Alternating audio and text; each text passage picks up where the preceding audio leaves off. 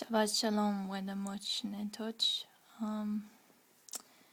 This is my first video, really, of me just jumping in on the reasoning with the Lion of Judah Society. Basically, this is a document that I've been working on for a couple of weeks.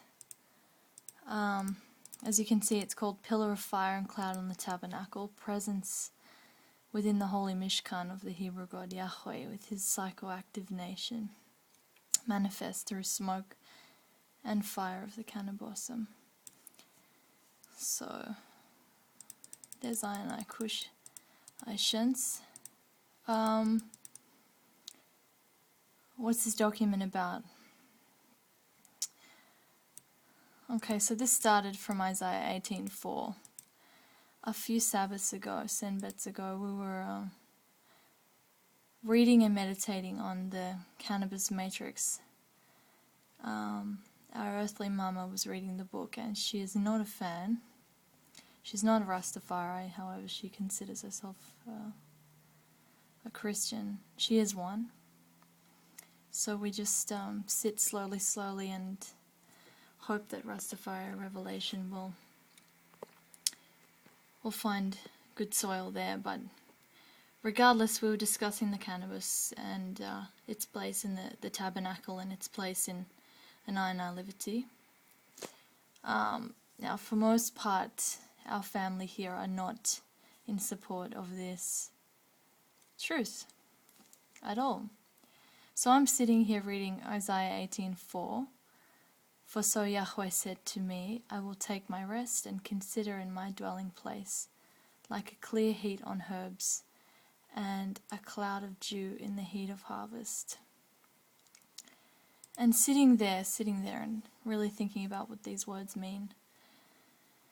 So basically, we know where the dwelling place of Yahweh is. It's in Ayanai consciousness. He, the Almighty Creator, resides in our flesh, which is the most powerful psychoactive truth that any man or woman in this planet could ever receive. And without kebbling this reality, really everybody is just in the dark about where their Creator is and how they can connect to Him. And so we come down here. Now, Makaun is from the root kun, which means to exist or to be or to stand. Now that's something like a pillar.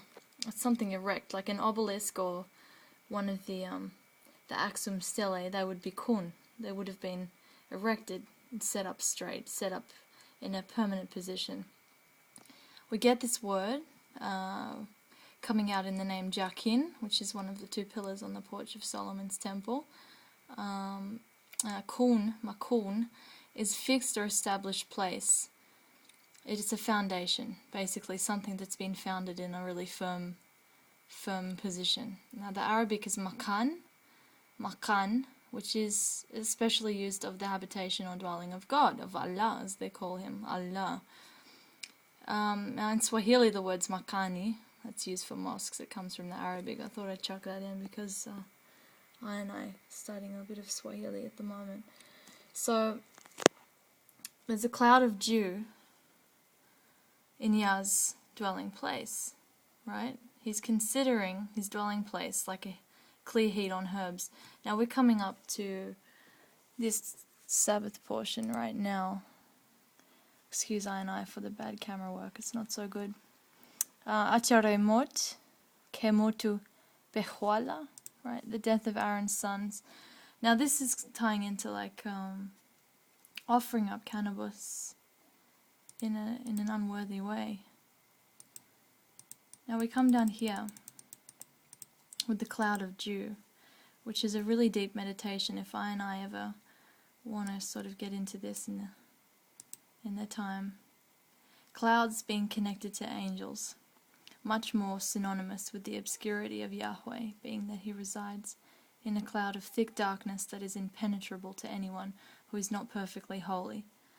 A cloud is something really mystical. I mean, it's evaporated water and it's basically potential rain, you know.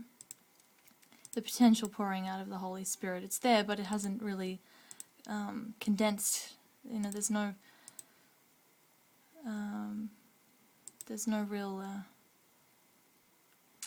solid.